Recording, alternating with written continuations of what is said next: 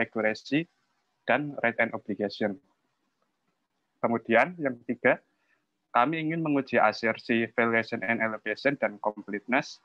Dengan prosedur audit yang kami lakukan adalah meminta seluruh rincian aset tetap dan lakukan tracing ke saldo aset tetap, kemudian memastikan total rincian dan saldo aset tetap di balance sheet sudah cocok. Dengan jenis bukti audit kami dapatkan melalui tracing, dan tujuan audit yang ingin kami capai adalah completeness dan detail tie-in. Kemudian yang keempat, kami ingin menguji asersi valuation and allocation. Dengan prosedur audit yang kami lakukan adalah melakukan reasonableness test atas perhitungan penyusutan yang telah dilakukan perusahaan dengan menggolongkan tiap-tiap aset tetap sesuai dengan jenisnya. Kemudian, lakukan rekonsiliasi antara penambahan akun akumulasi penyusutan dengan beban penyusutannya. Jenis bukti auditnya kami dapatkan melalui recalculation, dan tujuan audit yang ingin kami capai adalah accuracy. Yang kelima, kami ingin menguji asersi valuation and allocation.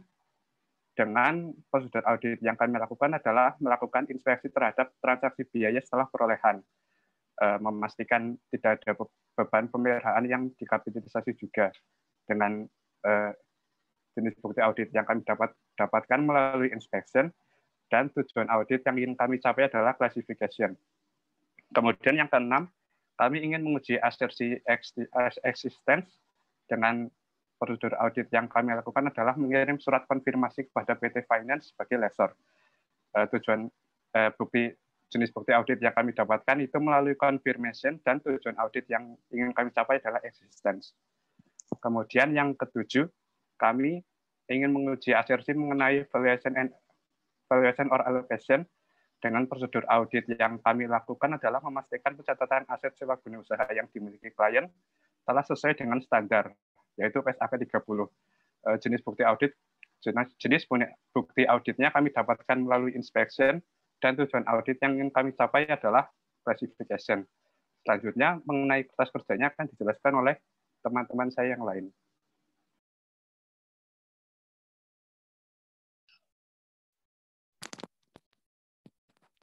Selanjutnya, di sini saya akan menjelaskan mengenai sewa guna usaha yang dilakukan oleh PT Peta. Sebelumnya akan saya bacakan terlebih dahulu soalnya. Di sini PT Peta melakukan pembelian 1 unit truk Fuso dengan cara sewa guna usaha pada tanggal 30 Oktober 2012 pada PT Finance. Kemudian isi perjanjiannya adalah ini, harga perolehannya 74.700.000 dengan uang muka yang dibayarkan adalah 14.940.000 dan diperoleh pokok pinjamannya adalah 59.760.000. Kemudian dinyatakan bahwa bunga yang harus dibayarkan oleh PT Peta adalah sebesar 22.410.000. Jadi jumlah pinjamannya adalah 82.170.000. Kemudian masa sewa guna usahanya adalah 36 bulan atau 3 tahun. Kemudian angsuran yang harus dibayarkan adalah 2.282.500 per bulan. Kemudian pembayaran sewa pertama dilakukan pada tanggal 30 Oktober 2012, yaitu pada tanggal perjanjian. Dan untuk pembayaran berikutnya dilakukan setiap akhir bulan. Nah, kemudian masih di soal mungkin. Kemudian yang kalimat paling bawah dinyatakan bahwa tim audit mengirimkan surat konfirmasi sewa guna usaha kepada PT Finance pada tanggal 8 Januari 2013 dan dalam waktu seminggu surat konfirmasi tersebut dibalas dengan jawaban 7. Jadi bahwasannya angka atau saldo piutang dari PT Peta kepada PT Finance itu adalah cocok dengan catatan dari PT Finance. Kemudian di sini jurnalnya yang dicatat PT Peta adalah sebagai berikut. Nah, pada tanggal perjanjian, PT Peta mencatat piutang lain-lain pada Bank Bini sebesar uang muka yang dibayar, dan pada tanggal tersebut juga dilakukan pembayaran sewa yang pertama sebesar 2.282.500, kemudian pembayaran sewa berikutnya pada akhir bulan pada tanggal 30 November dan 30 Desember. Kemudian untuk mengetahui apakah jurnal yang dibuat oleh PT Peta ini sudah benar, kita lakukan uji klausul sewa lesi sebagai berikut. Kita menguji apakah sewa tersebut lebih dari $5.000.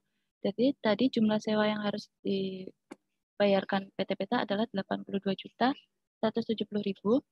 Kita kira-kira bahwasanya jumlah tersebut adalah sudah lebih dari $5.000. Kemudian apakah sewa tersebut lebih dari 1 tahun masanya? Ya, yaitu 36 bulan sama dengan 3 tahun. Jadi lebih dari satu syarat finance lease sudah terpenuhi, maka seharusnya PT Peta wajib memperlakukan sewa tersebut sebagai finance lease. Nah, dapat kita ketahui bahwa sebelumnya PT Peta ini menjurnal sewanya adalah sebagai beban. Nah, ini kan dia itu berarti kan operating lease ya, berarti harus ada koreksi jurnal. Nah, di sini kemudian sebelum ke koreksi jurnal, kita harus menghitung dahulu. Di sini ada harga perolehan yaitu 74.700.000, uang mukanya 14.940.000, jadi list liability-nya adalah 59.760.000. Kemudian kita letakkan di tabel ini, tabel amortisasinya. Nah, di soal juga disebutkan bahwasanya pembayaran tadi dilakukan pada 30 Oktober pada saat tanggal perjanjian, yaitu setiap akhir bulan. Nah, setiap akhir bulan itu kan berarti kita dapat menghitung tingkat bunganya dengan menggunakan rumus due annuity dan diperoleh nilai sebesar 1,95%. Kemudian saya akan menjelaskan berikutnya tabel ini. Jadi list liability-nya ini sebesar yang kita peroleh di sini tadi, harga perolehan dikurang uang muka. Kemudian payment-nya tetap setiap bulan 2.282.500. Kemudian ini pada tanggal 30 Oktober belum ada interest expense karena belum ada masa pakai dari sewa guna usahanya. Jadi reduction-nya adalah hanya sebesar payment-nya.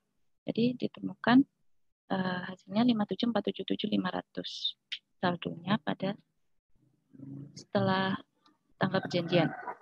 Kemudian jurnal yang seharusnya dibuat oleh PT Peta di sini pada tanggal perjanjian 30 Oktober adalah right of use asset sebesar harga perolehan, kemudian list liability-nya tadi sebesar yang sudah dikurangkan dengan uang muka dan cash-nya adalah uang muka itu sendiri.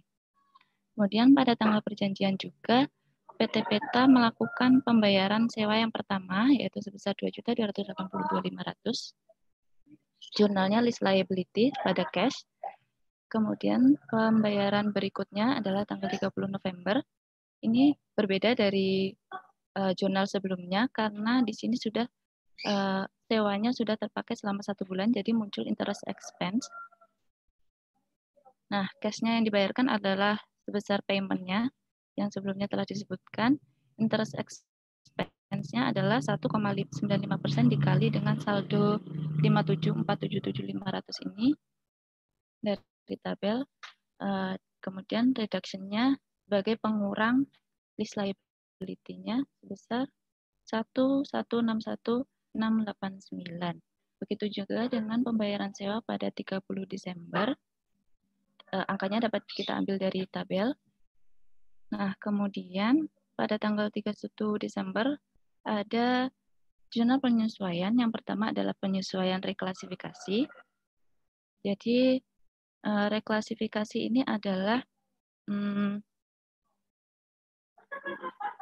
selama pembayaran sewa yang akan dilakukan oleh PT Peta pada tahun 2013 ini direklasifikasikan sebagai bagian lancar dari list liability. Jadi list liability-nya berkurang sebesar 16.148.788 diperoleh dari ini reduction-nya dari tanggal tanggal 30 Januari 2013 sampai 30 Desember 2013.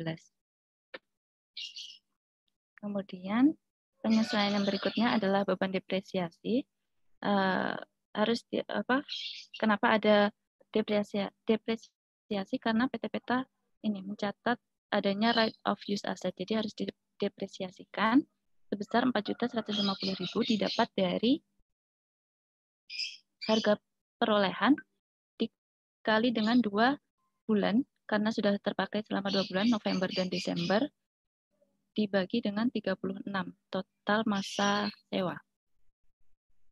Kemudian setelah kita buat jurnal seharusnya dapat kita bandingkan dengan jurnal yang telah dicatat oleh PT Peta.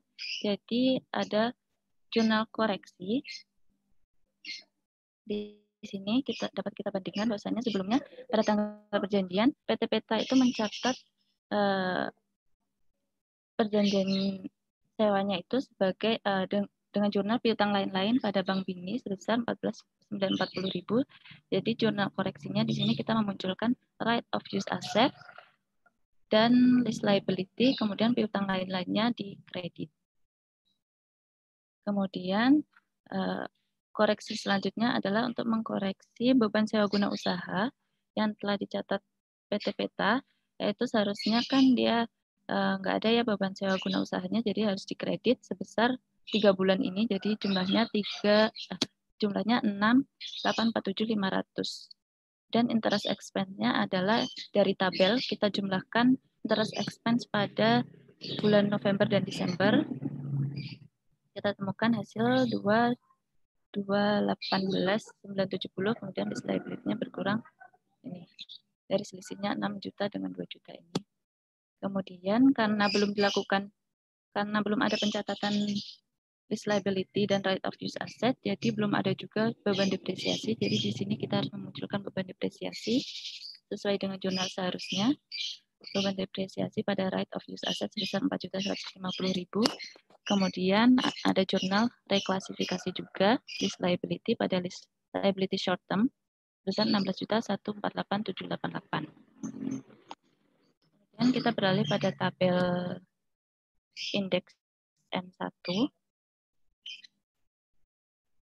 Nah, di sini catatan pemeriksaannya adalah menurut pemeriksaan kami, klien belum mengklasifikasikan sewa atas struknya sebagai finance lease.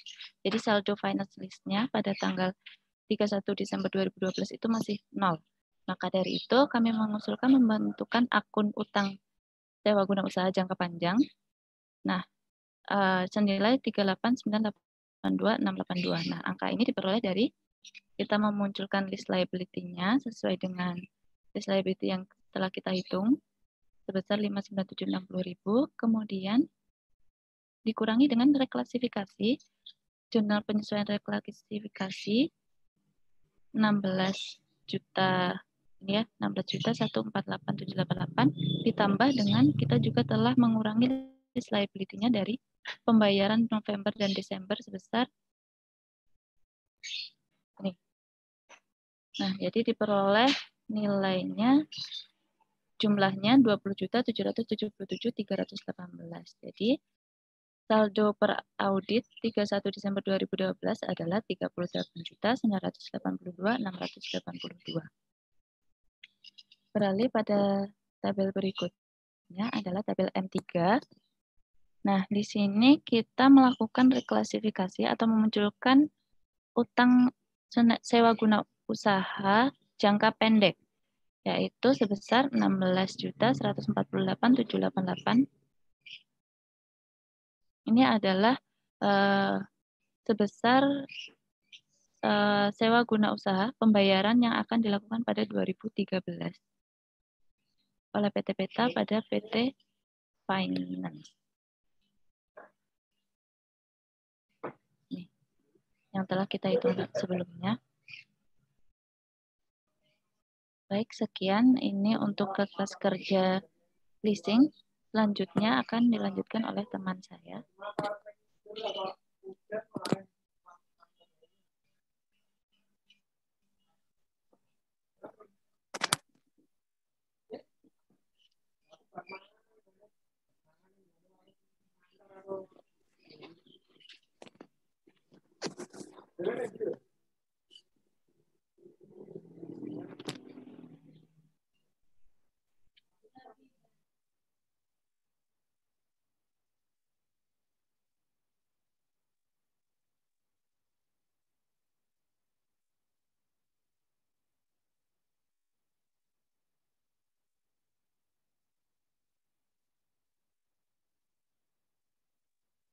Temuan pemeriksaan terhadap tambahan aset tetap yang diperoleh pada tahun 2012. Yang pertama, pada tanggal 10 Juni 2012, perusahaan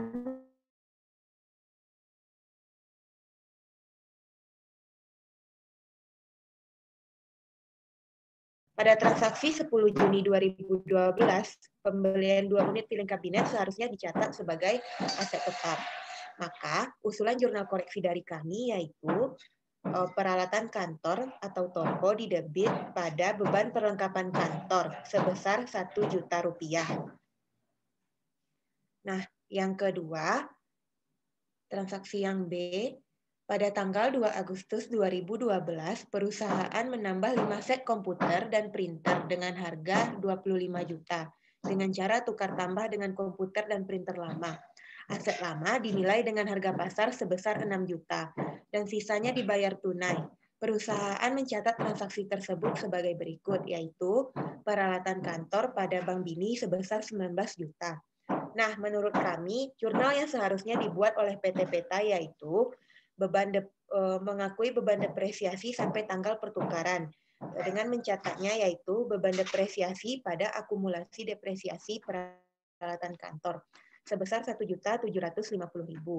Angka ini didapatkan dari 15 juta nilai komputer yang lama dibagi 5 tahun dikali 7/12 karena hanya sampai tanggal pertukaran aset tersebut. Nah, jurnal selanjutnya, jurnal pertukaran, yaitu komputer dan printer baru senilai 25 juta didebit, akumulasi depresiasi peralatan kantor senilai 8.500.000 didebit. Nilai ini berasal dari nilai akumulasi depresiasi sebesar 6.750.000 yang ada pada daftar aset di soal, ditambah 1.750.000 depresiasi yang barusan di jurnal. Nah, pada transaksi ini kita mengakui loss on sale sebesar 500.000 pada komputer dan printer lama senilai 15 juta dan cash kredit 19 juta.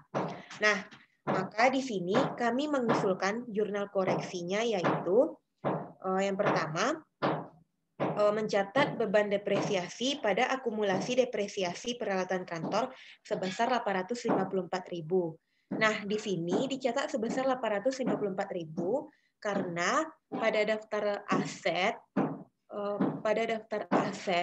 ternyata PT Peta sudah mencatat akumulasi depresiasi tahun 2019 sebesar 896.000. Bisa kita lihat kanannya lagi. Bisa kita lihat telah dicatat sebesar 896.000. Maka yang perlu kita catat lagi yaitu sebesar selisih dari yang tadi yaitu 1.750.000 dikurang 896.000. Dicatat sebesar 854.000. Dan jurnal selanjutnya yaitu komputer dan printer baru didebit 6 juta yaitu mendebit kekurangan peralatan yang di jurnal tadi karena PT Peta hanya menjurnal sebesar 19 juta, akumulasi depresiasi peralatan kantor 8.500.000, loss on sale 500.000 pada komputer dan printer lama senilai 15 juta. Nah, selanjutnya yang C.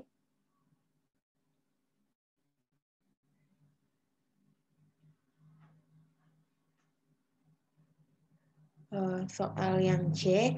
Pada tanggal 1 Desember 2012, perusahaan membeli 1 mesin fotokopi Xerox seharga 10 juta secara tunai. Pembelian tersebut belum dicatat, sehingga belum mencatat penyusutan tahun berjalan. Nah, di sini kita perlu membuat usulan jurnal koreksi, yaitu peralatan kantor pada kas senilai 10 juta. Nanti depresiasi akan dihitung kemudian. Nah, selanjutnya yang D yaitu Anda melakukan pemeriksaan aset tetap dengan melihat bukti-bukti transaksi dan perkiraan yang berkaitan dengan aset tetap. Dan ditemukan bahwa pada tanggal 30 November 2012, perusahaan melakukan perbaikan atas salah satu kendaraan bermotor Colt Mitsubishi sebesar 12.500.000. Perbaikan ini diperkirakan akan menambah produktivitas dari kendaraan tersebut. Beban perbaikan ini dicatat oleh PT PETA yaitu beban pemeliharaan dan perawatan pada Bank Bini sebesar 12.500.000. Nah, karena di sini perbaikan ini menambah produktivitas dari kendaraan tersebut, maka ini dianggap sebagai pengeluaran modal dan harus kita kapitalisasi ke dalam aset. Maka jurnal koreksi yang kami usulkan adalah kendaraan bermotor pada beban pemeliharaan dan perawatan sebesar 12.500.000. Nah, selanjutnya saya akan membahas tentang kertas kerja pembantu. Nah, di sini terdapat aset yang pertama yaitu tanah. Tanah nilainya tetap sehingga pada peraudit 31 Desember 2012 nilainya 775 juta. Yang kedua yaitu bangunan. Bangunan nilainya tetap 650 juta, namun terdapat depresiasi pada tahun 2012 yaitu senilai 32.500. Ini kita dapatkan dari 650 juta dibagi masa manfaatnya 20 tahun. Nah, selanjutnya yaitu kendaraan bermotor. Yang pertama motor Honda, nilainya 38.500.000 tetap dan depresiasi pada tahun 2012 38.500.000 dibagi 10 yaitu 3.850.000. Selanjutnya untuk Colt Mitsubishi nilainya 250 juta. Nah, nilai terus tadi kan ada yang belum dikapitalisasi sebesar 12.500.000 sehingga ditambahkan. Maka per audit 31 Desember 2012 nilainya 262.500.000. Nah, untuk depresiasinya sendiri dibagi 10 tahun yaitu 26.250.000. Selanjutnya yaitu peralatan kantor, komputer dan printer. Ini komputer dan printer baru. Dia diperoleh pada tanggal 2 Agustus 2012. Nilainya yaitu 25 juta. Maka kita menghitung depresiasinya yaitu 25 juta dibagi 5 tahun dikali 5/12. Sehingga didapatkan 2.083.333. Dan selanjutnya yaitu komputer dan printer lama 15 juta karena habis terjual, maka 31 Desember 2012 nilainya udah nggak ada. Selanjutnya meja tulis nilainya 3 juta. Terus depresiasinya 3 juta dibagi 5, hasilnya 600.000. Kemudian kalkulator nilainya 1.500.000. Depresiasinya 1.500.000 dibagi 5 tahun yaitu 300.000. Selanjutnya itu filing kabinet. Tadi filing kabinet yang belum tercatat. Sehingga kita menambahkannya dan per audit 31 Desember 2012 nilainya yaitu 1 juta. Untuk depresiasinya sendiri yaitu 1 juta dibagi 5 tahun dikali 7/12. Jadinya 116.667. Selanjutnya itu mesin fotokopi Xerox. Mesin fotokopi Xerox nilai yang belum tercatat yaitu 10 juta. Nah, kita mencatat depresiasinya yaitu 10 juta dibagi 5 tahun dikali 1/12 sehingga nilainya 166.667. Selanjutnya untuk aset sewa guna usaha. Tadi dijelaskan Melin bahwa kita mengklasifikasikannya sebagai finance lease sehingga ada harga asetnya yaitu 74.700.000 yang diperoleh pada 30 Oktober 2012. Nah, sampai akhir Desember 2012 dia sudah terpakai selama 2 bulan sehingga kita harus menghitung depresiasinya selama 2 bulan yaitu 74.700.000 dikali 2/36 yaitu itu masa manfaatnya sehingga didapatkan 4.150.000 sehingga per audit 31 Desember 2012 nilai right of use asetnya yaitu 70.550.000. Mungkin selanjutnya akan dijelaskan oleh teman saya.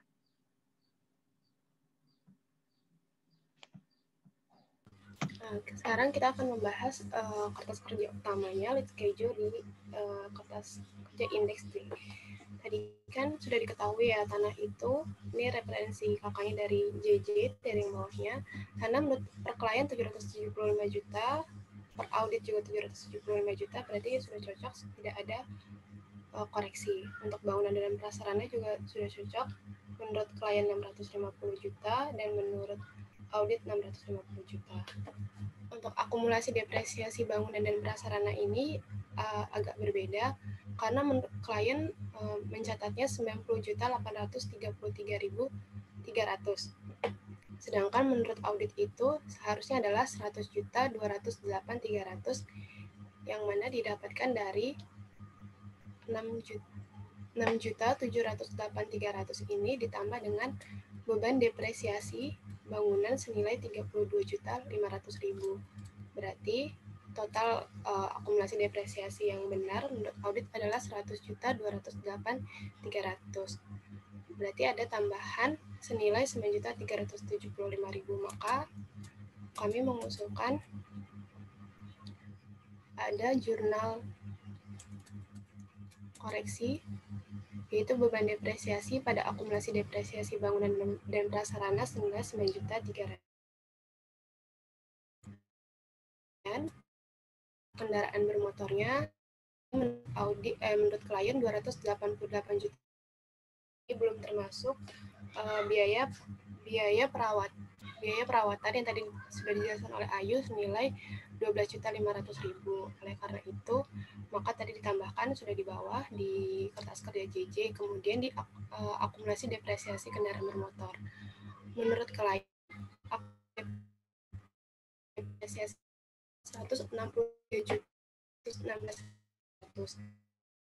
Menurut benar adalah 134.116.600. Ini berasal dari menurut audit akumulasi depresiasi audit tahun 2011 yakni 104.600 ditambah beban depresiasi pada tahun 2012 30.100.000. Maka dari itu kami mengusulkan ada koreksi akumulasi kendaraan bermotor yang overstated, maka jurnal yang tepat adalah akumulasi depresiasi kendaraan bermotor pada beban depresiasi senilai 29.400.000. Kemudian untuk peralatan kantor, menurut catatan dari klien, saldonya adalah 38.500.000. Ini belum termasuk dari tukar tambah antara komputer yang lama dan belum mesin fotokopi Xerox. Maka ada debit tadi senilai 17 juta, kemudian ada kredit senilai 15 juta. Maka saldo yang tepat menurut audit adalah 40.500.000. Untuk akumulasi depresiasi peralatan kantor, klien sudah mencatat senilai 12.575.400. Padahal tadi ada penyesuaian. Yang pertama ini berasal 8.500.000 dari tukar tambah komputer dan printer yang lama dengan yang baru. Kemudian ini ada penambahan depresiasi untuk pertukaran komputer dengan bulan Agustus 2012. Lalu ini ada selisih senilai 1.862.267 yang kalau dijabarkan berasal dari ini. Beban depresiasi meja tulis menurut klien adalah padahal menurut audit yang benar adalah 600.000. Karena berasal dari 3 juta, book value-nya meja tulis dibagi dengan 5 tahun, jadi 600.000. Untuk beban depresiasi kalkulator, klien sudah mencatat sebanyak 125.400. Padahal yang benar menurut audit adalah 300.000, berarti kekurangannya adalah 174.600, sedangkan tadi kekurangannya meja tulis adalah 421.000. Lalu kemudian ada pencatatan aset, pencatatan peralatan kantor yang belum dihitung depresiasinya.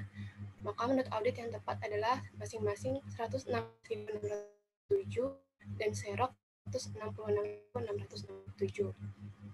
Kemudian tadi komputer untuk beban depresiasi komputer yang baru itu klien baru mencatat senilai 1.100.000.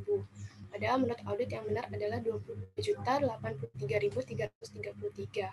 Maka selisihnya adalah 983.333. Maka total dari beban depresiasi selisih akumulasi depresiasinya adalah 1.862.267. Maka ada usulan ada 1.62.2. Untuk aset tetap SGU, klien belum mencatat leasing ini sebagai aset tetap SGU, maka tadi dari harga perolehan kita masukkan 74.700.000, kemudian ada penyusutan tadi selama 2 bulan pemakaian dari asetnya ini 4.150.000, maka audit adalah 70.550.000. Sekian dari kelompok kami, ada yang ingin ditanyakan?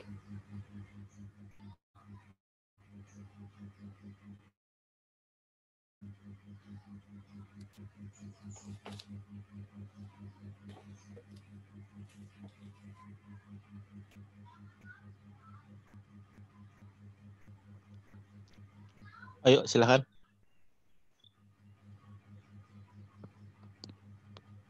Nah, nanti di kelompok penyaji ada yang jadi moderator ya. Ini teman-teman.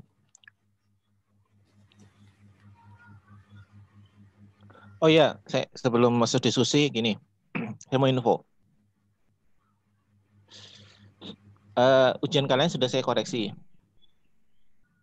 Ya, ujian kalian dikoreksi. Itu rata-ratanya di 60-an. Rata-ratanya di 60-an, 60 berapa gitu ya, 60-an. Artinya apa? Kalian harus mendongkrak kali.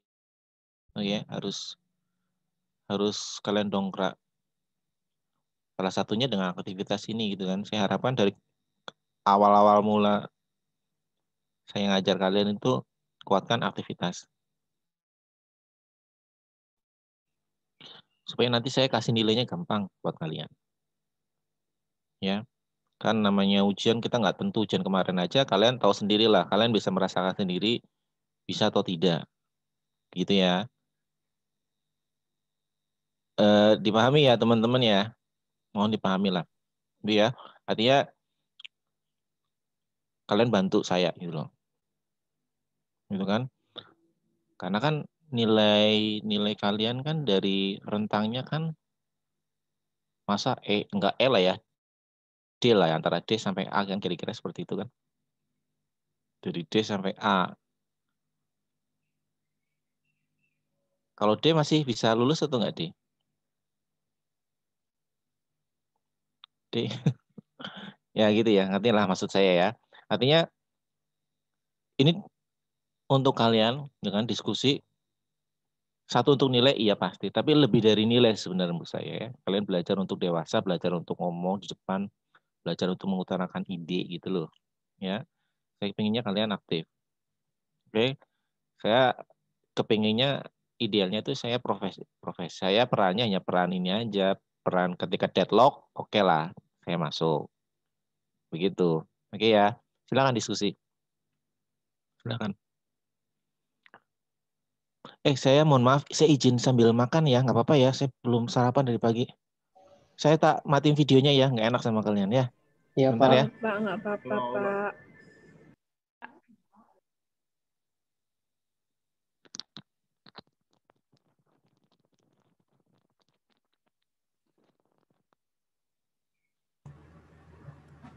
Izin bertanya, teman-teman.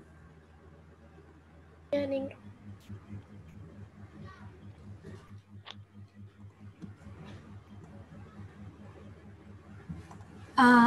Aku mau nanya, jadi di mana, bentar, di kertas kerja kalian yang indeks M3 tentang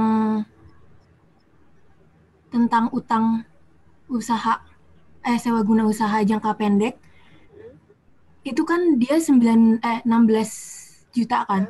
16 juta itu dari apa namanya? list payment dikurangin interest kan. Nah, dari kelompok kami itu kelompok aku sama kelompok kamu tuh ada beda di situ. Nah, sepemahaman aku yang pelajaran semester kemarin, bukannya list payment list liability jangka pendek itu jumlah dari list payment ya, tanpa dikurangin sama interest. Tanpa dikurangin oh ya, jadi ini yang sering salah di AKM. Jadi orang kita biasanya kalau ngitung short term liability buat list itu diambilnya dari payment. Padahal tuh sebenarnya itu asalnya dari reduction expense. Makanya kan sama dengan payment kan. Nah, sedangkan untuk kasus ini itu dibayarnya di bulan 30 Desember 2012. Berarti sudah tidak ada interest accrualnya ini. Jadi yang bulan Desember ini sudah dibayar. Dan ini kita tidak perlu menghitung interest expense-nya di sini. Karena itu masih terutang di tahun depan. Jadi kita cukup menghitung reduction-nya saja.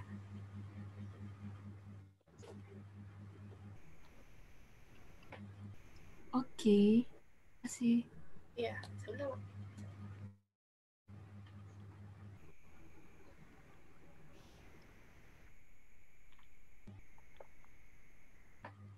Ada lagi?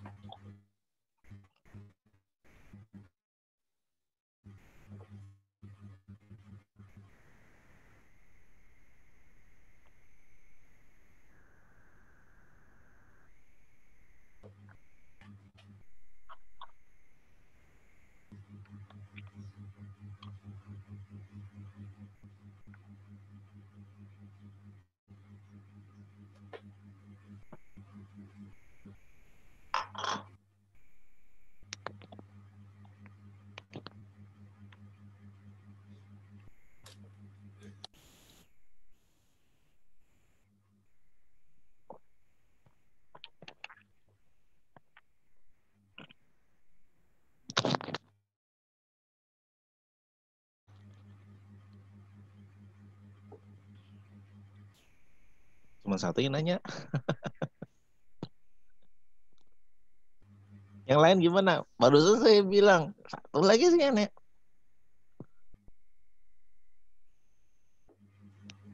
Ataukah sedemikian susahnya nggak nanya, atau sedemikian mudahnya sampai nggak ada yang perlu ditanyain? Ini mana nih ceritanya nih?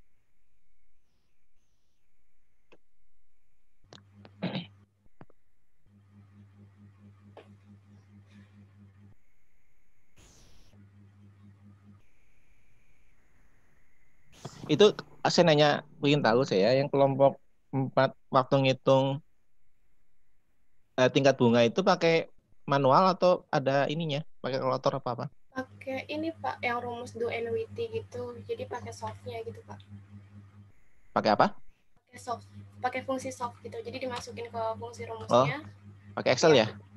Iya. Enggak Pak, pakai ini kalkulator saintifik. Oh bisa, pakai scientific. Bisa. Jadi pakai fungsi softnya itu. Jadi nanti kan ini dimasukin ke rumusnya. Saya lupa rumusnya apa ya. Oh. Ya, ketemunya jadi berapa?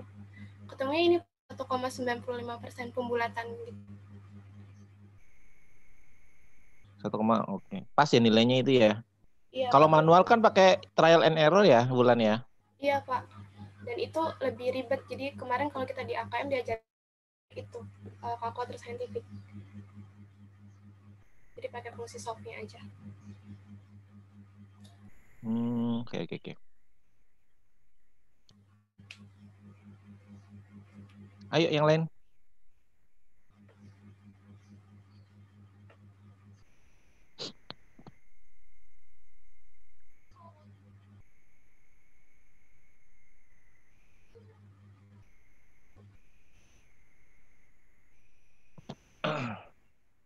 Sebentar. Aku nanya yang jadi aku yang nanya nih, gimana sih? Yang lain dong, masa saya nanya? Saya tunjuk lah, kelompok 1 tanya. Itu sampai 3. 1, 2, 3, ayo nanya kelompok 1.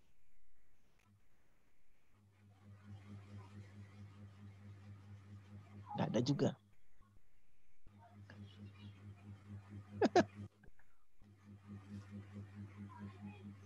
Izin bertanya. Nah, itu dong.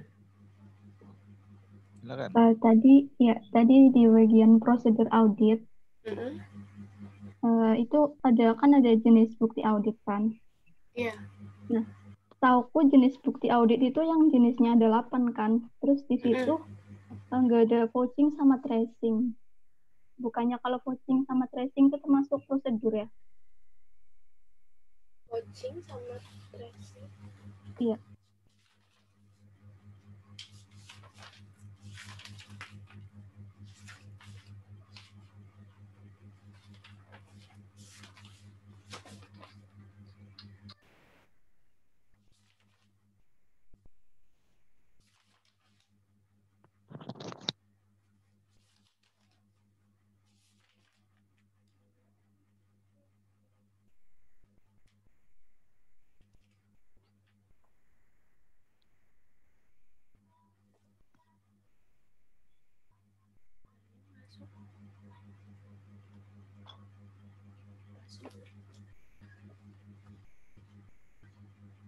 Ada yang mau jawab? Agung tadi yang bagian prosedur?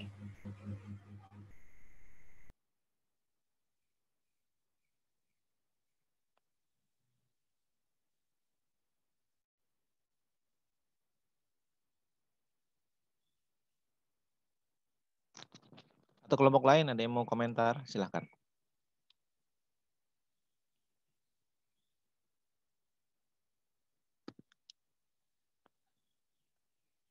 Oke, kelompok 2 komentar deh. Kelompok 2 komentar. Komentar itu pertanyaannya Anis Anrof. Iya Pak, izin Pak. Kalau menurut saya yang dibilang Anrof itu benar Pak, karena tracing sama apa tadi vouching itu harusnya masuk ke prosedur audit, bukan termasuk ke jenis bukti audit Pak. Mungkin jenis bukti auditnya kalau misalkan dia prosedur auditnya vouching itu bisa occurrence kayak gitu Pak, occurrence, valuation gitu Pak. Jadi mungkin salah penempatan itunya Pak. Gimana tadi, jenis Siva? bukti audit sama prosedur auditnya. Gimana tadi yang occurrence? Salah penempatan itunya mungkin Pak. Kalau misalnya prosedur auditnya itu vouching, itu kan apa yang tujuan auditnya itu bisa occurrence, bisa itu. Tapi jenis bukti auditnya itu mungkin kayak inspeksi, dicari ulang ke apa voucher-vouchernya gitu Pak. Iya. Jadi sepertinya salah penempatan itunya Pak, jenis bukti auditnya itu Pak. Oh, gimana itu? Itu ya, jadi jenis bukti kan ada 8 yang tadi disampaikan sama Anrof kan. Iya kan? Kalau vouching, tracing, apalagi faktur, itu ada aja kemarin yang jawab seperti itu tuh. Kalian. Itu bukan bukti audit gitu ya. Jangan kalian pikirkan bukti audit itu semacam dokumen, bukan. Ya, bukti audit adalah suatu prosedur yang bisa ditempuh. Itu namanya bukti audit. Gitu kan? Bukti audit itu adalah apa sih ya? Suatu informasi untuk mendapatkan suatu asersi. Itu namanya bukti audit. Gitu ya. Tracing itu bukan bukti audit di sini. Tracing itu adalah prosedur, benar yang dikatakan sama Anissa. Tracing itu adalah tracing, vouching, gitu ya. Terus kemudian kalau bukti auditnya ya mungkin kalau tracing, vouching, semua yang terkait dengan dokumen, suatu dokumen, tracing ini berarti terkait sama dokumen kan? Artinya menelusuri dari dokumen kemana, dari dokumen ke dokumen lagi kan, ke buku besar juga dokumen juga kan? Ya, terkait dengan dokumen, informasi ada kaitannya dengan dokumen itu adalah inspeksi, gitu kan? Konfirmasi juga suatu bukti audit tersendiri juga.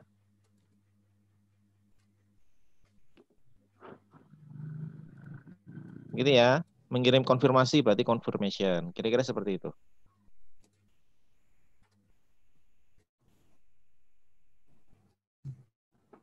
Documentation enggak, documentation tuh ada ya, documentation, bukti audit documentation. Nggak ada, Pak. Adanya inspection. Sama kayak inspection. Berarti ya, Pak. Enggak ada. Jadi ini inspection. Iya, seringnya inspeksi kalau dalam audit, seringnya ya. Ya. Baik, Pak. Terima kasih. Terima kasih, teman-teman.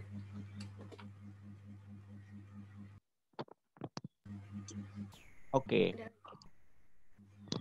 Ada lagi yang nanya? Kalau nggak nanya, saya tunjuk lagi nih. Pak, saya ingin memastikan berarti yang dimaksud dengan bukti audit itu proses untuk mendapatkan buktinya kan, Pak? Iya, betul. Proses untuk mendapatkan suatu informasi. Bukan untuk mendapatkan bukti, suatu informasi, gitu ya. Prosesnya. Apa sih? Proses juga bukan. Kalian lihatlah definisinya. Saya juga lupa jadi definisi secara teorinya ya. Bukti audit. Jika dikatakan proses untuk mendapatkan bukti audit itu salah nggak ya, Pak? Proses untuk mendapatkan bukti audit. Itu jenis bukti audit. Jadi rada rancu dengan, karena ini pengertian bukti audit kan. Bukti audit. Kalian lihat deh di ini, di mana? Di bukunya, apa pengertiannya? Coba kalau nggak ada slide. Itu ada 8.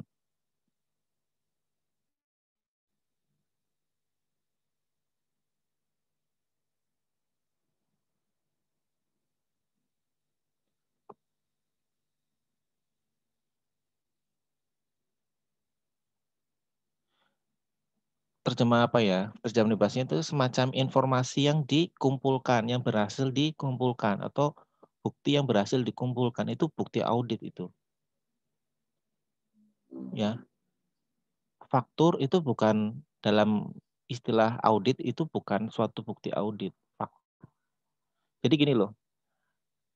Mendapatkan faktur, mengecek faktur. Mengeceknya itu adalah prosedurnya. Ketika faktur itu diperoleh, ya itu sudah menjadi bukti audit. Dimengerti nggak, teman-teman? Menelusuri faktur, itu adalah prosedur. Itu vouching, gitu kan? Setelah faktur itu diperoleh, maka itu sudah menjadi bukti audit. Dimengerti nggak? Setelah faktur itu didapat, itu sudah menjadi bukti audit. Jadi bukti audit itu kayaknya lebih tepatnya, terjemahan bebasnya itu adalah informasi atau prosedur yang sudah dilakukan, informasi yang sudah dikumpulkan oleh si auditor. Itu menjadi bukti audit. Ya, wawancara itu bukti audit, interview. Itu suatu bukti audit gitu ya. Dimengerti nggak?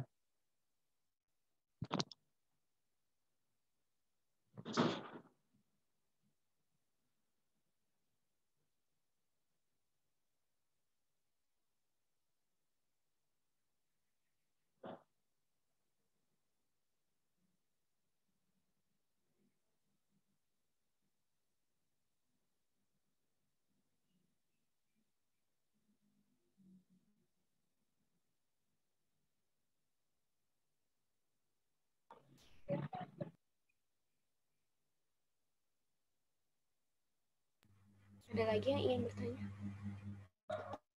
Izin bertanya. Iya, Khairi. Aku mau tanya yang ini. Perhitungan beban penyusutan untuk pengeluaran modal tadi yang 12.500.000 itu. 12.500.000. Jurnal itu koreksinya? Perhatiannya. Perhitungan penyusutan untuk si kendaraan Colt Mitsubishi itu. Beban depresiasinya itu dapat berapa itu? Beban depresiasi buat Colt itu dapat berapa tadi? 26.250.000. Itu tadi gimana perhitungannya? Hitungannya. Kalau misalnya menurut daftar rincian aset awalnya itu per 2011 250 juta saldo awalnya. Benar nggak? Itu kayaknya ya harga perolehan. Ya, di awal ya, berarti awal Januari 2012. Kemudian ada pada tanggal 30 November itu adanya beban pemeliharaan yang belum dikapitalisasi. Ini kenapa? Karena menyimpan karena ada penambahan produktivitas. Ini juga sudah ini. Perusahaan menetapkan kebijakan bahwa beban pemeliharaan untuk yang dikeluarkan bersifat menambah nilai atau produktivitas aset tersebut, maka diperlakukan sebagai pengeluaran modal. Maka seharusnya si PT Peta ini menjurnalnya kendaraan bermotor Colt Mitsubishi pada cash, tapi nyatanya si klien ini mencatatnya sebagai beban pemeliharaan dan perawatan pada Bank Bini. Makanya tadi kita koreksi si beban pemeliharaan dan perawatannya, jadi tempatnya dikredit, lalu kendaraan bermotornya dimunculkan. Jadi ada penambahan saldo 12.500.000. Itu 26.250. Tambah 250 12.500. Tapi kan pengeluaran modalnya itu mulainya itu dari 30 November bukan dari awal tahun 1 Januari gitu. Jadi kalau dari perhitungannya itu kayak seakan-akan 12.500 itu dari awal buat full setahun. Saya agak bingung di situ. Jadi asumsinya dimulai dari 1 Januari atau 30 November karena juga tidak ada keterangannya kan di sini hanya menambah produktivitas kan, bukan menambah masa manfaat. Jadinya kami asumsikan bahwa ini itu tidak mengubah masa manfaatnya si Colt Mitsubishi-nya. Jadi tetap 10 tahun.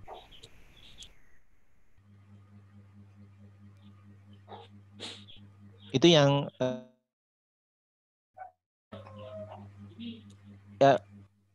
biayanya itu dikeluarkannya kapan?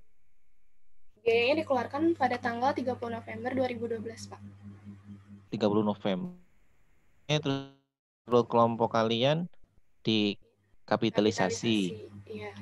Alasannya? Alasannya karena ini kan menambah produktivitas. Oke. Ya.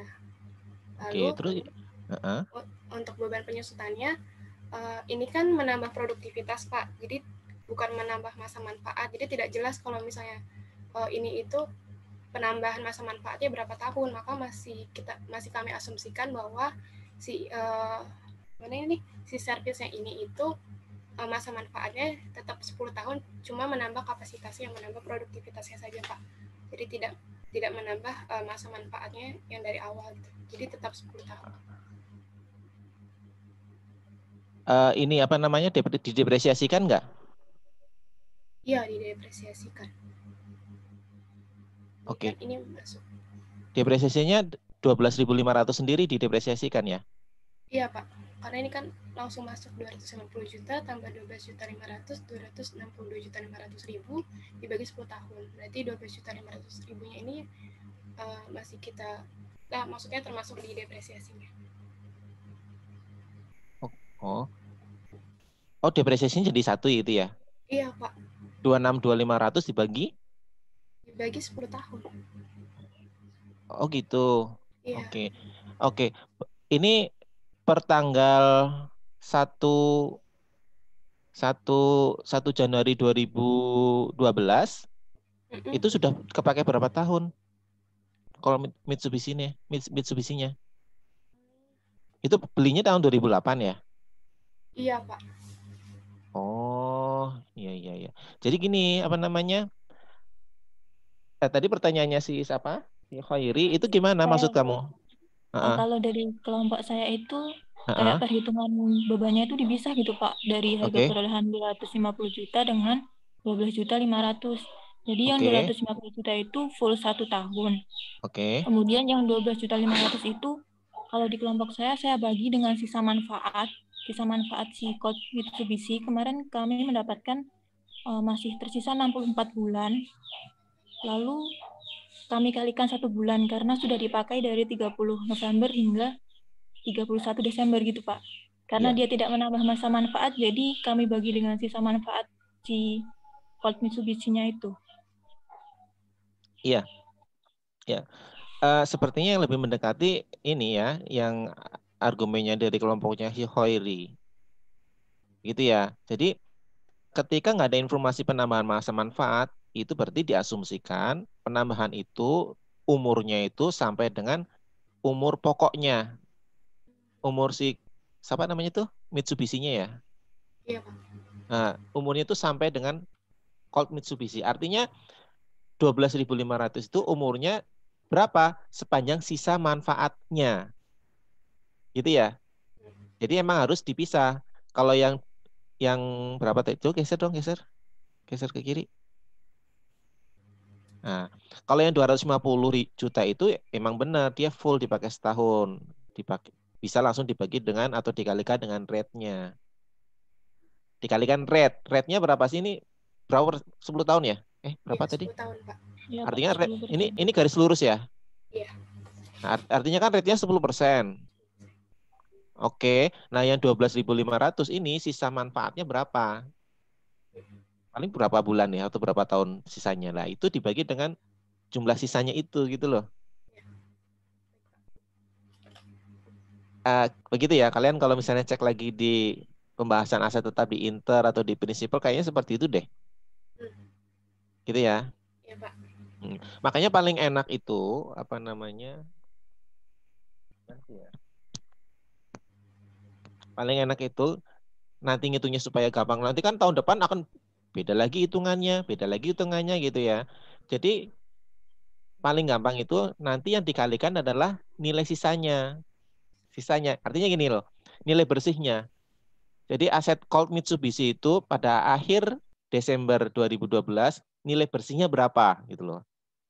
Nilai bersihnya anggap aja berapa ya? 250 juta tambah 12.500 dibagi dengan dikurangi dengan akumulasi depresiasinya. Kan gitu ya. Itu kan nilai bersih. Oke? Ya nggak? Nah, setelah itu ketemu nilai bersihnya biar gampang supaya kalian nggak pusing hitungnya di tahun berikutnya, dibagi dengan sisa manfaat. Hasilnya sama. Jadi kalian nggak ngitung satu-satu lagi untuk tahun berikutnya. Kalau tahun ini harus ngitung satu-satu. Yang 250 juta dihitung, yang 12.500 dihitung. Kalau tahun berikutnya kayak gitu lagi, ya nggak apa-apa satu-satu, tapi kan repot. Repot. Mending untuk tahun berikutnya nanti ya, 2013 itu. Jadi nilai bersih Colt Mitsubishi itu berapa, dibagi dengan sisa manfaatnya. Sisa waktu manfaatnya. Kan sama aja kan?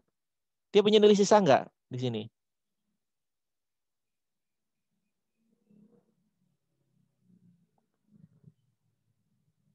Kayaknya nggak ada deh yang langsung dikalikan 10% tadi. Pak, kayaknya nggak ada. Ya udah, itu lebih gampang lagi. Ya. Yang lain bisa diterima nggak maksud saya? Bisa, Pak. Paham ya? Oke, silahkan lanjutin. Izin bertanya, Pak. Maaf tadi sempat terputus. Yang 250 juta itu apa langsung bisa dihitung depresiasi 1 tahun full atau perlu dikalikan lagi dengan 11/12 karena di 30 November kan nilai bukunya itu udah bertambah. Gimana? Ulangi dong. Ulangi. Gimana? Yang 250 juta itu tadi kan depresiasinya ngitung dari 250 juta sendiri sama yang udah ada penambahan 12,5 sendiri. Nah, yang 250 juta itu perlu dikali 11/12 lagi atau langsung dikali tarif 1 tahun full? Langsung kali 1 tahun dong. Tarif 1 tahun. Soalnya di 30 November kan. Yang 30 November kan penambahannya. Walaupun di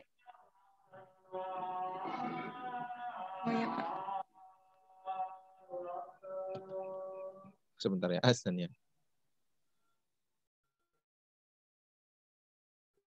Cuma beda cara menghitungnya. Kelompok kami 250 itu didepresiasikan 11 bulan, terus 1 bulan yang Desembernya itu pakai nilai buku yang baru dari setelah penambahan. Oh enggak. Jadi kalau yang hasilnya ternyata sama, Pak. Saya coba. Ternyata sama. Ya, sama. Harusnya 250.000 full setahun.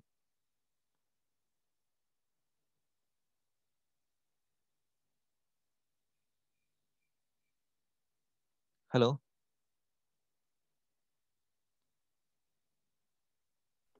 Bagaimana Pak? Maaf putus-putus. Iya, harusnya yang 250 juta itu full setahun. Kan dia dipakai setahun, kan? Setahun full itu dipakai kan, 250 itu kan, si Colt Mitsubishi itu kan. Itu setahun didepresiasikan. Artinya 250 kalikan 10%.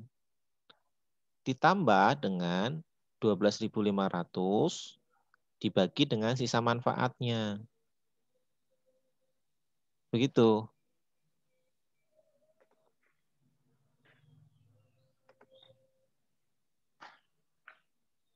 Begitu ya. Wulan Purnama paham nggak? Dipahami nggak?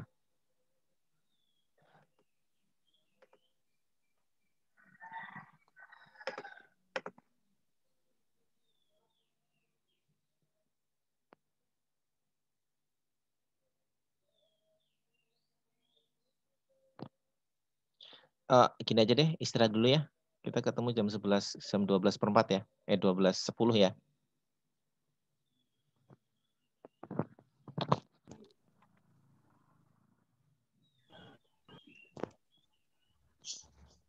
Istirahat dulu ya, teman-teman. Baik, Pak. Baik, Pak. Oke, kita ketemu jam 12:04 lah ya, kira-kira ya. Silakan kalau mau istirahat atau sholat.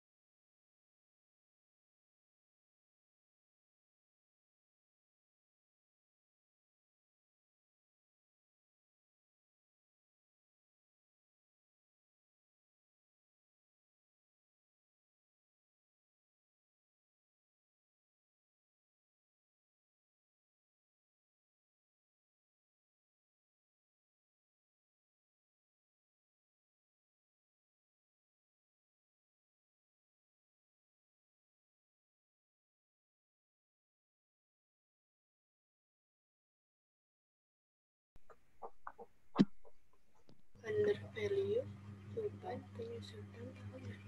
Soalnya di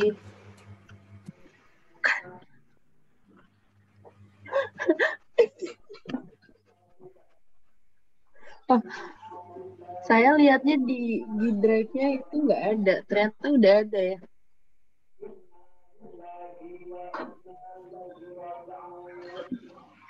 Soalnya di G-Drive itu yang beban penyusutan di tabelnya itu kan beban penyusutannya itu kan 23.125. Harusnya kan 32.500, tapi saya lihat di G-Drive mereka ngumpul nggak ada, ternyata di sini udah ada. Terima kasih, Pak.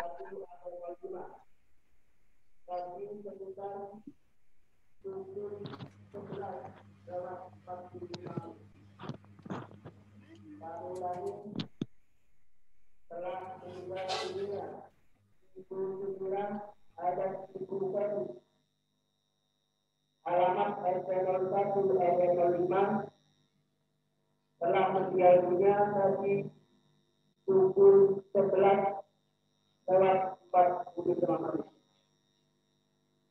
Kemudian berita juga yang kami sampaikan atas perhatian yang kami sampaikan. Terima kasih. Warahmatullahi wabarakatuh.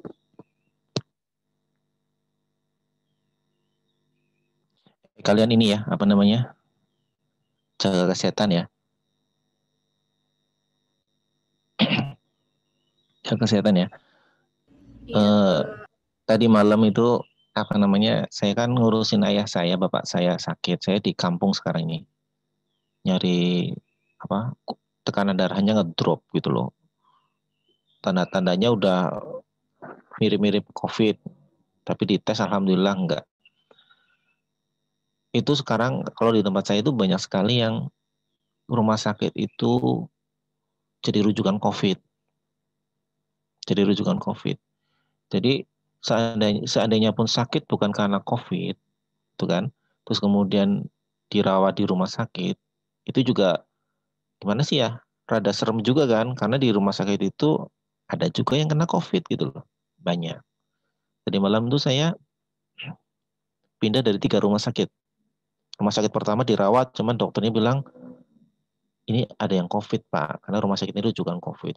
Bapak saya kan udah sepuh gitu ya. Jadi ya saya nggak mau kan, risiko gitu loh. Cuman kalau misalnya dirawat di rumah, saya juga nggak bisa. Orang darahnya sangat ngedrop, 70-40, bayangin aja kalian. Nah, terus pindah ke rumah sakit, kan disaranin rumah sakit si A gitu kan. Bukan rujukan COVID, Pak. Iya dah. Ternyata di sana juga kebobolan juga, meskipun bukan rujukan COVID, ada pasien masuk, ternyata dicek COVID juga, akhirnya dirawat juga. Jadi banyak sekali rumah sakit yang, apa sih namanya, yang ada pasien-pasien yang COVID itu loh ya. Jadi jaga kesehatan, jangan sampai sakit, jangan sampai dirawat di rumah sakit. Meskipun kita sehat, bisa jadi di sana malah ketular, kita nggak tahu gitu ya. Banyak bener deh. Dan itu pun protokolnya itu sakit apapun, ya sakit apapun itu dites, tes COVID, di rapid, paling nggak minimalnya seperti itu. Gitu ya. Ini nggak tahu nih, barusan ada pengumuman meninggal di tempat saya. Di daerah saya ada berapa yang kena COVID nih? Ada 3 atau 4 orang. Saya nggak tahu ini termasuknya kena atau enggak yang meninggal barusan. Ada pengumuman. Itu ya teman-teman ya. Jaga kesehatan ya. Kalau yang punya orang tua yang udah sepuh, hati-hati. Kalian jangan banyak keluar. Kan daya tahan mereka nggak sekuat kita gitu ya. Ditahan ya, bener-bener ya. Kasihan. Oke, dilanjutin deh. Sorry, saya tadi nggak dengerin kalian ngomong apa. Saya dengerin pengumuman tadi perusahaan. Oke ya, silakan. Oh iya, saya jadi nggak konsen di perusahaan mau upload nilai kalian. Nilai kalian itu di rata-rata 69. Itu sudah termasuk, saya tengok lagi ada yang perlu, kira-kira masih perlu dinaikin atau enggak. Soalnya saya naikin lagi gitu kan. Gitu ya, yang di bawah 60 masih ada. Yang di bawah 60 itu masih ada. Nah, saya harapkan kalian ini ya aktif lah, aktif. Apalagi merasa kemarin tuh kesulitan, nggak pede dengan jawaban kalian, yang nggak selesai terutama, nggak selesai atau baru sedikit ngerjain case 2, kebanyakan case 2 itu nggak ada yang nggak selesai, sama sekali juga ada kayaknya. Nah itu ya, diupdate ya, tingkatkan aktivitas kalian. Gitu ya teman-teman ya. Ya, masa sih saya harus ngasih nilai D ke kalian kan enggak kan? Saya juga nggak mau dapat doa yang jelek dari kalian kan gitu kan. Makanya bantu saya lah ya, teman-teman ya, bantulah. Ya silakan.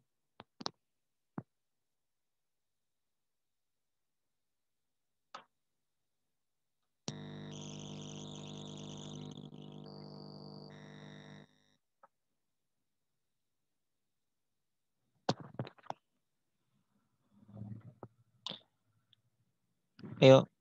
Oh ya, saya mau nanya nih, menggelitik ya. Pertanyaan saya tidak harus dijawab sama kelompok penyaji. Oke. Tadi aku lihat di kelompok penyaji itu mendepresiasikan aset guna usaha ya. Apa istilahnya? Right of use. Iya, Pak. Kalian pakai PSAK 73 ya? Iya kan? Iya, Pak. Iya. Iya, Pak. Oke. Nah, pertanyaan saya tuh gini. Coba yang depresiasi aset yang sewa, aset guna usaha mana? Yang ini, Pak. Oke. Aku nanya, kenapa kalian sebentar dulu. Nanti right of use itu direklas ke aset tetap atau enggak?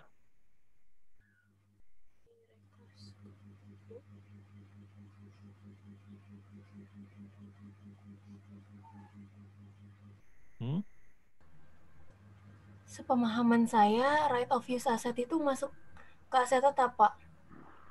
Aset tetap kan? Apalagi kalau bukan aset tetap. Aset tetap kan itu sebenarnya ya. Karena kalian mendepresiasikan kan? Nah, tanya saya, yang lain pakai akumulasi, kenapa kamu yang ini enggak langsung nih yang tanggal terakhir 31 Desember tuh? Oh, mana? Yang beban depresiasi pada kenapa nggak ada akumulasinya? gitu, Pak? Iya, karena yang akun lain ada akumulasinya. Pertimbangannya apa? Dulu seingat saya langsung beban depresiasi pada right of use asset, Pak. Iya, maksudku itu kan salah satu metode aja itu. Iya. Salah satu metode aja. Artinya kan harus konsisten tuh. Kamu yang misalnya ada komputer, langsung beban aset pada komputer juga nggak masalah. Ketika mendepresiasikan nggak apa-apa. Cuman permasalahannya jadi nggak konsisten, iya nggak sih? Yang lain pakai akumulasi, kalau ini kau langsung direct gitu loh, maksudku. Itu satu itu. Kemudian kedua, kamu mendepresiasikannya berapa lama nih masa manfaatnya? 2/36, Pak. 36 bulan? Iya. Kenapa 36 bulan? Bentar.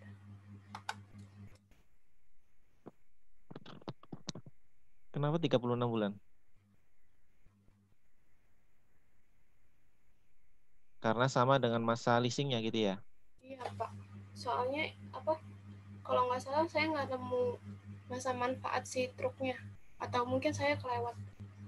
Ada nggak perusahaan itu menggolongkan aset kayak kendaraan itu? Ada nggak?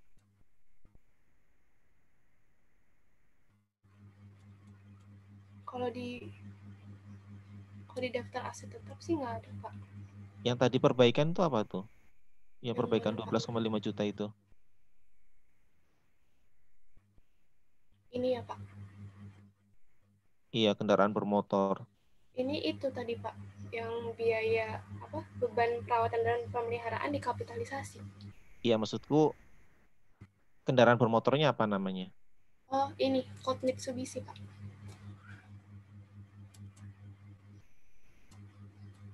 Ini. Itu aja beli tahun 2008, 10 tahun kan? Iya nggak? Iya. Sedangkan ini truk yang baru, yang dari leasing, kenapa kau 3 tahun?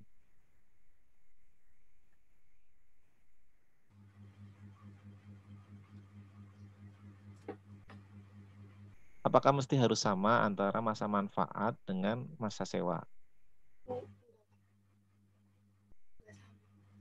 Sama enggak? Apa harus sama? Pertanyaan saya itu, apakah harus sama? Enggak, Pak. Masa sewa itu urusan antara leasing, perusahaan leasing dengan si lesi. Antara leasing, lesi dan lessor. Itu urusan kesepakatan mereka berdua, masa sewa. Oke ya.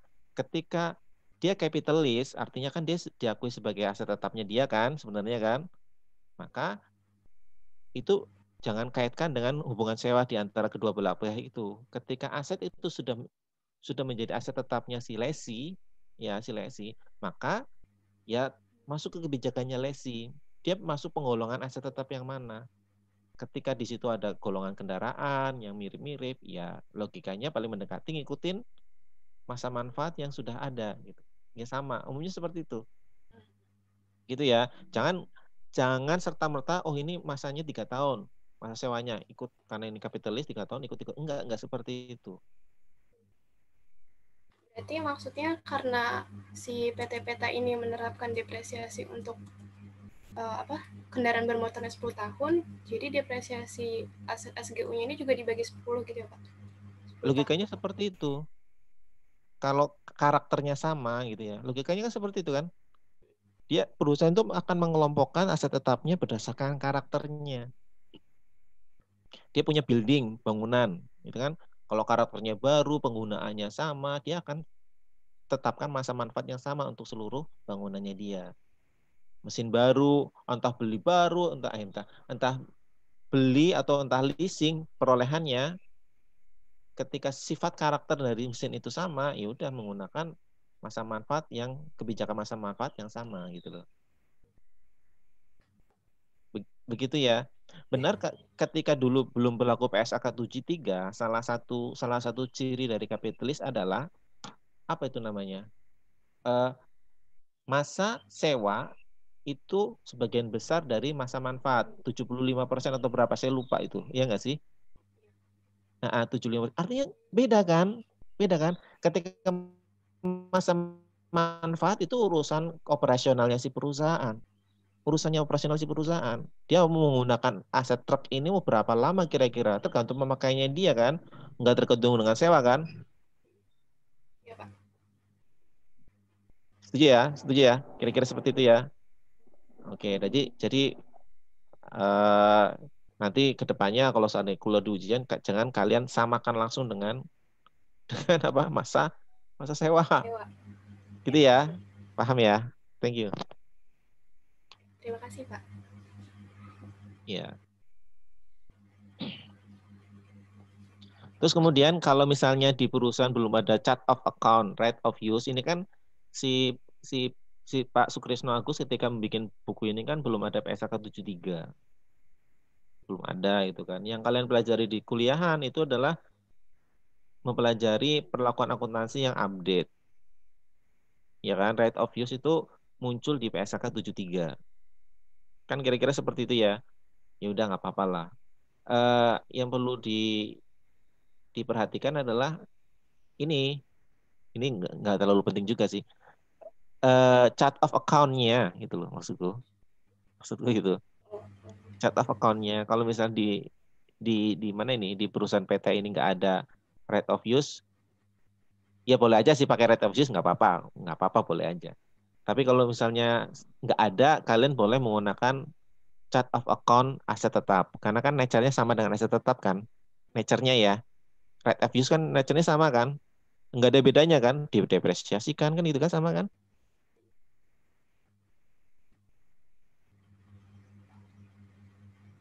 Iya enggak? Palingan nanti ketika masa sewanya berakhir, nanti dia direklas ke aset tetap. Dia direklas. Lah masa manfaatnya ngikutin dari yang tadi sisanya.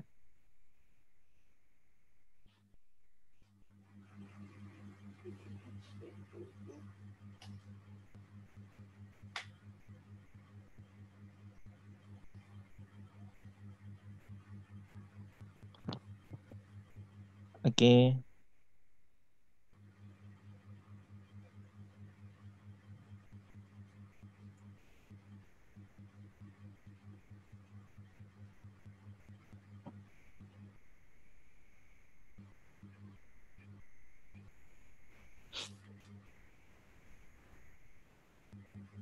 Silakan, ada yang tanya nggak?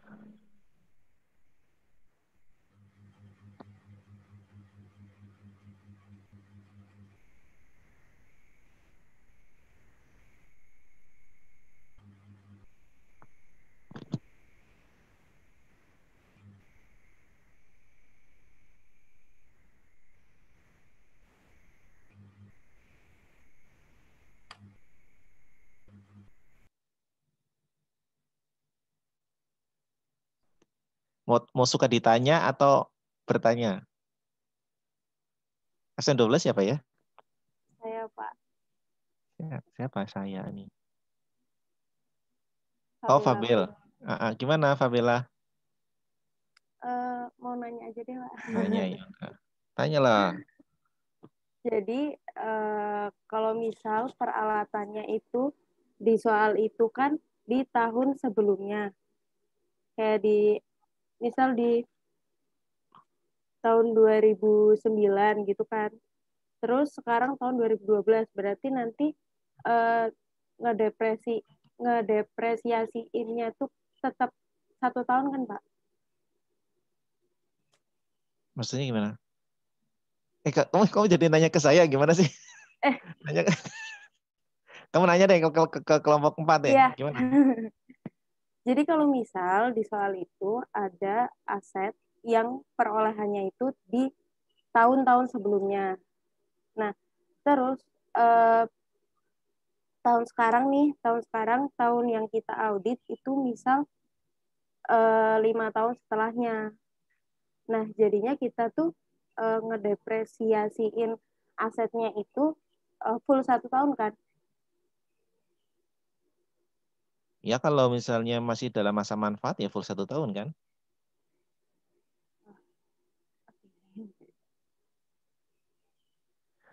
Gini. Atau gini aja deh. Saya mau nanya nih. Nanya ke Fabela, nanya aja deh kalau gitu. Fabiola, kalau enggak kelompok lain atau siapapun lah ya. Gini misalnya ya. Aset tetap itu aset yang berwujud, gitu kan? Berwujud. Kalau berwujud kan bisa dilihat. Artinya bisa dilihat. Saya nanya nih, kayak dari tadi kayak aku nggak tahu nih dilakukan prosedur untuk menguji asersi eksistensi atau enggak. Saya nggak tahu nih. Itu krusial loh. Ini aset tetap yang kelihatan. Kok dari tadi saya nggak ngelihat prosedur yang kalian lakukan untuk menguji eksistensinya gitu loh. Oke, sebelum kelompok 4 jawab pertanyaan saya itu, aku nanya ke Fabel. Kira-kira apa nih Fabel? Prosedur untuk menguji eksistensi aset tetap. Kira-kira ngapain?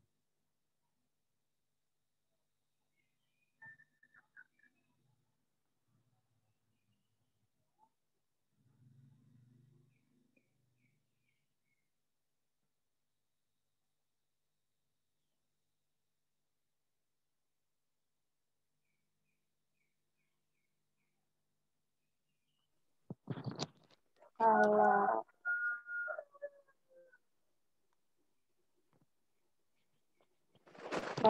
menguji existence itu bisa pakai prosedur audit coaching, inspeksi, sama physical exam. Terus tujuan auditnya itu kita memastikan bahwa aset tetap itu memiliki dokumen pendukung. Kalau enaknya ngapain nih? Enaknya? Kalau cek fisik, memungkinkan nggak cek fisik? Enggak. Cek fisik. Kan barangnya kan aset tetapnya dia kan nggak banyak kan? Kendaraan paling berapa biji, terus kemudian ada komputer paling berapa biji, ini kan perusahaan kecil. Memungkinkan nggak? Cek fisik kan cuman melihat, oh ada barangnya, berarti eksis dong, kan gitu ya. Kan gitu kan, physical examination itu kan melihat secara fisik. Oh ini ada, artinya kalau ngomong, oh ini ada berarti eksis kan, eksistensinya teruji kan. Dimengerti nggak nih kalian teman-teman? Oh iya Pak. Dimengerti ya? Jadi ketika ada aset tetap, ya aset apalagi yang berwujud, kalian ya logika kalian harus uji eksistensi, itu ada nggak eksistensinya gitu loh. Ya nggak sih? Dia ngaku punya truk, punya cold diesel, punya apa, 3 kendaraan. Ngaku doang, ada catatan perhitungan depresiasinya. Kan kita nggak mau juga dikibulin kan, hanya melihat catatan depresiasinya, perhitungan depresiasinya, ternyata barangnya nggak ada gitu loh. Kita capek ngitung-ngitung, barangnya nggak ada. Barangnya dia nggak punya aset tetap itu, misalnya seperti itu. Kan kita nggak mau seperti itu, ya kan? Nah, itu yang perlu kita uji tuh, seperti itu tuh. Jangan sampai kita udah buang tenaga, nggak ada barangnya, kan konyol namanya. Kan konyol aja namanya, seperti itu kan. Yang sering kalian dapati di ujian di pelajaran akuntansi kan persediaan. Kan akhir tahun melakukan cek fisik kan di soal-soal suka kayak gitu soalnya. Iya nggak? Iya kan? Pada akhir tahun dilakukan cek fisik, ternyata ada perbedaan jumlah atau perbedaan angka gitu kan. Entah karena rusak, entah karena beda, hilang dan seterusnya. Itu cek fisik tuh. Presiden aja dicek, yang kecil-kecil tuh dicek gitu loh. Ya. Apalagi yang gede-gede itu kan lebih gampang lagi untuk dicek kan.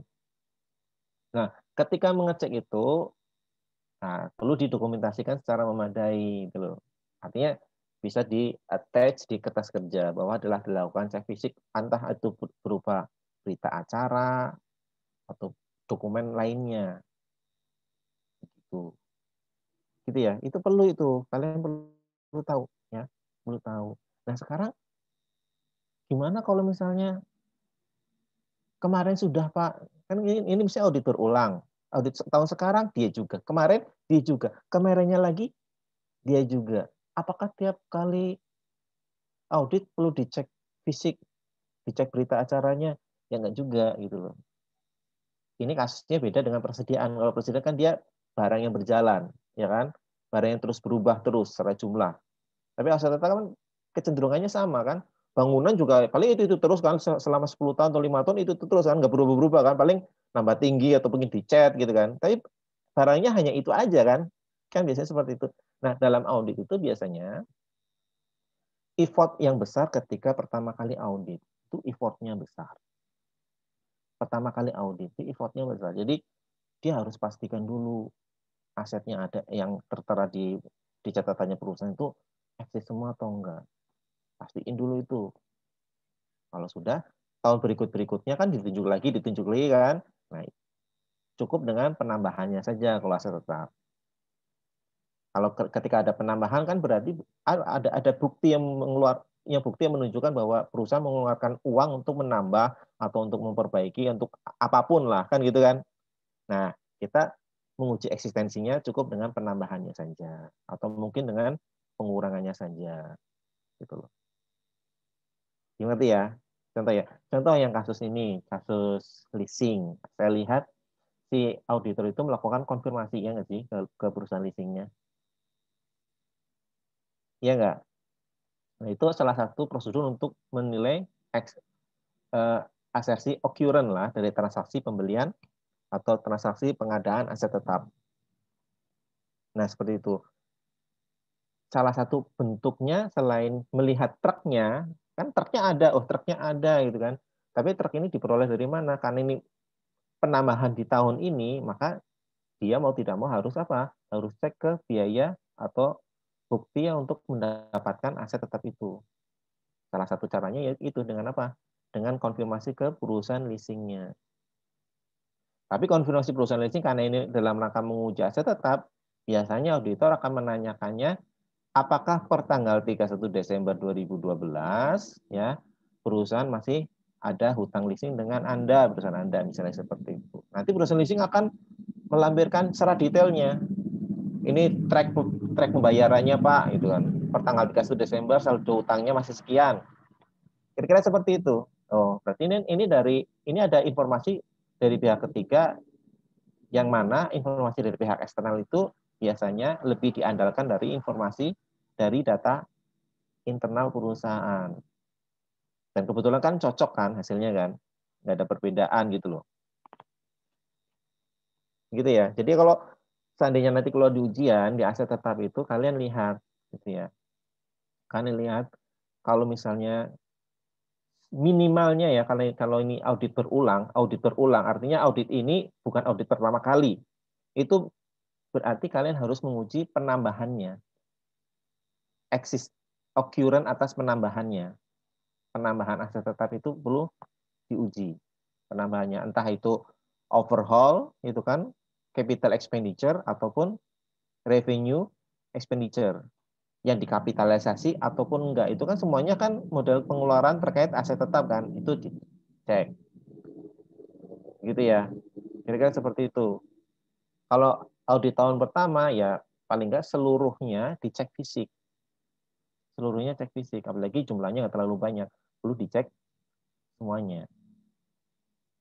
Ada yang ditanyain nggak?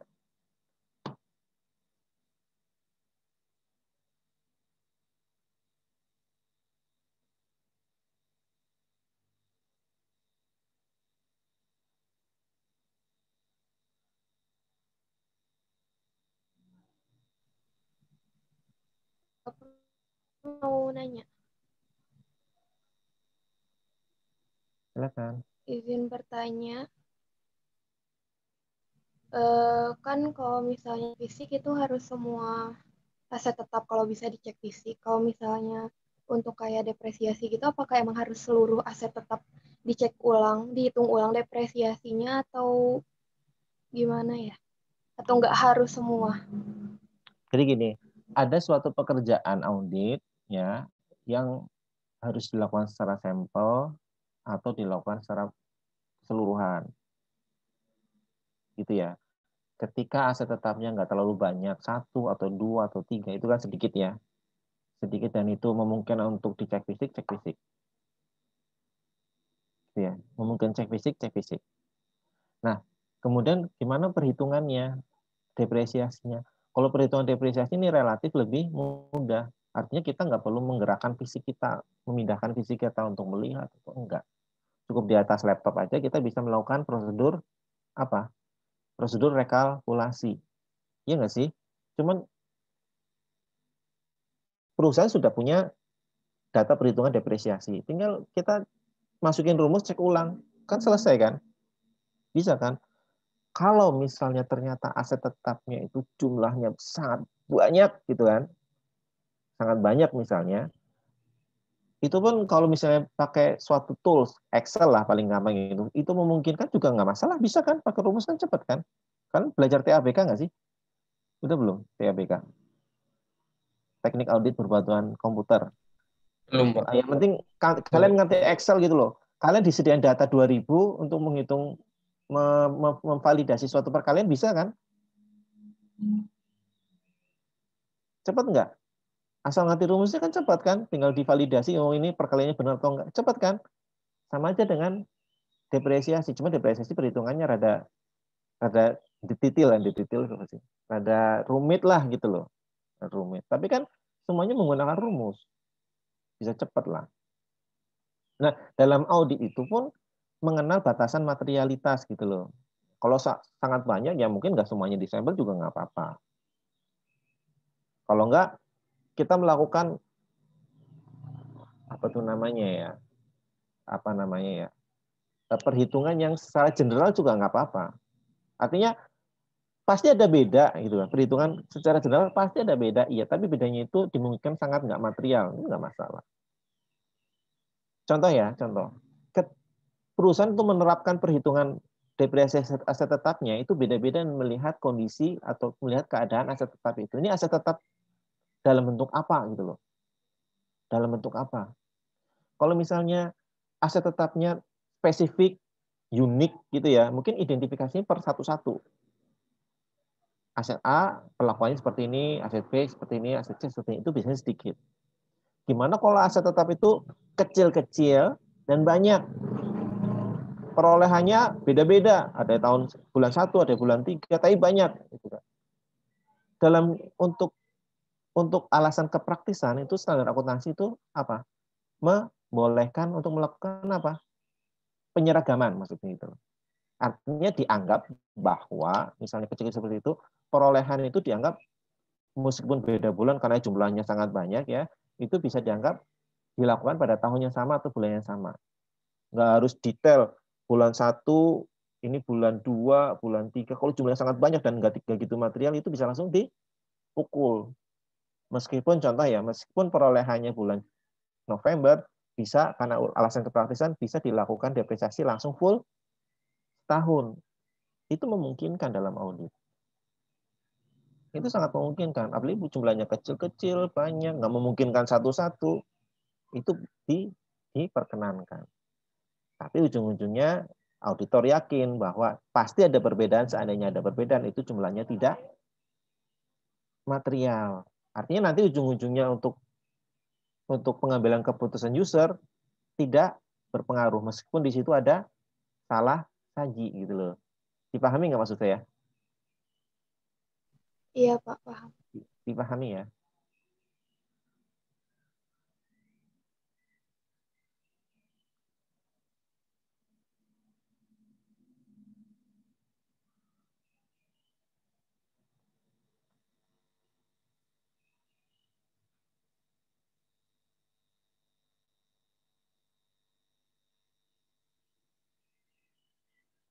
Silakan, ada yang lain nggak?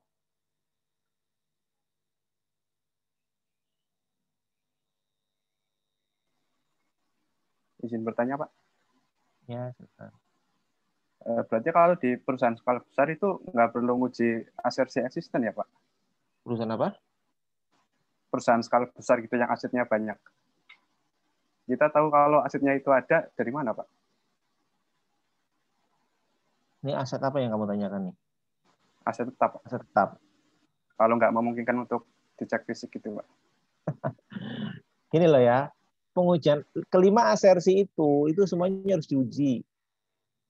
Harus eksisten terus diuji. Ya, Apalagi perusahaan besar, mana yang kamu maksud perusahaan besar itu misalnya? Garuda Indonesia, ya kan? Asetnya banyak, pesawatnya banyak, gitu kan? Diuji nggak? Ya diuji. Dia punya gedung, aset tetap tetap juga kan dia diuji, gitu kan? Dia punya pesawat pasti diuji. Dia punya bengkel misalnya, bengkel aset tetap kan? Juga diuji.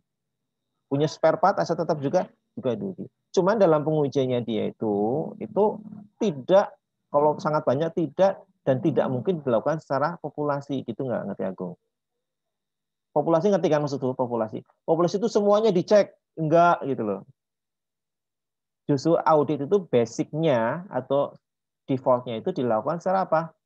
Sampel. Nggak mungkin seluruhnya, nggak mampu auditor seluruhnya. Kalau perusahaan besar itu dilakukan secara sampel. Jadi aset tetap itu disampel, nggak semuanya diuji,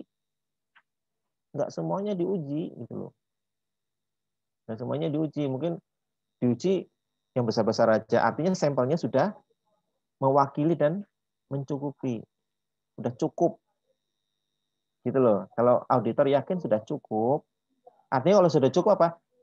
Sampel atau bukti yang diperoleh itu cukup kuat untuk dijadikan dasar dalam apa? Dalam pemberian opini gitu. Nah, itu nanti kan judgement itu mau sampelnya 50% atau sampelnya 60% atau 40% atau 30%, itu area judgement. Kalau sampel artinya apa? Tidak dilakukan secara populasi, tidak dilakukan 100% karena nggak mungkin 100% dilakukan. Gitu. Terus berarti eksistensinya nggak diuji? Ya diuji by sampel. Basisnya sampel eksisten. Nah, mungkin nggak diuji. Tapi ya, dipahami ya. Terima kasih, Pak. Ya.